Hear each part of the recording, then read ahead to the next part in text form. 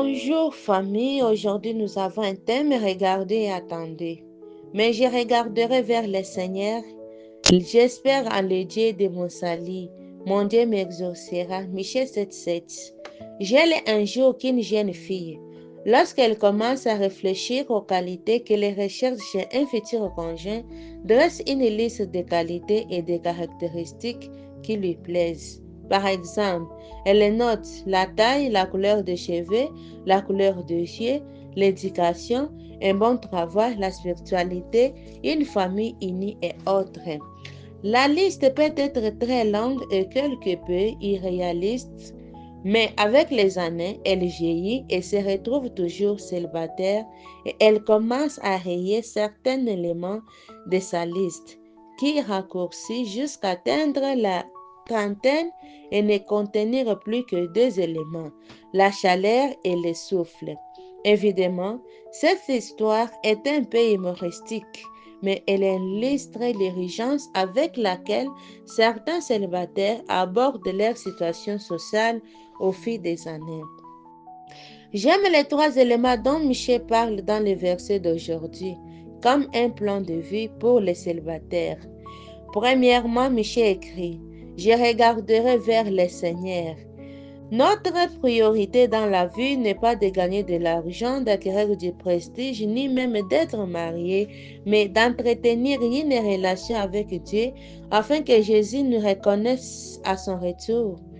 Ce verset conseille aux célibataires de se tourner vers Dieu pour trouver l'épanouissement et la sanctification, quel que soit leur statut social, plutôt que de rechercher le bonheur dans une relation avec autrui.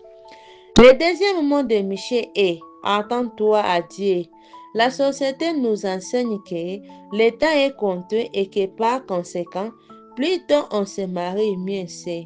Autre part, les études ont montré, entre autres, des choses que les jeunes devraient garder à l'esprit.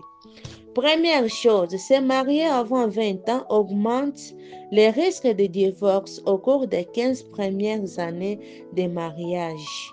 En effet, les personnes qui se marient avant 20 ans ont 2 à 3 fois plus de risques de divorcer. Deuxième chose, aujourd'hui, l'âge moyen du mariage est d'environ 27 ans pour les femmes et 29 ans pour les hommes. À cette époque, les jeunes ont terminé leurs études et ont un emploi. Ma conclusion est donc qu'il est préférable d'attendre un peu avant de se marier et d'entendre que Dieu nous mette en contact avec la bonne personne plutôt que de se précipiter pour trouver quelqu'un n'importe qui. Le dernier mot important de Michel est une promesse. Dieu m'exaucera. Cela m'indique que lorsque nous prions, que nous recherchons la direction du Seigneur et que nous attendons que Dieu nous montre les bons partenaires, il entendre notre prière.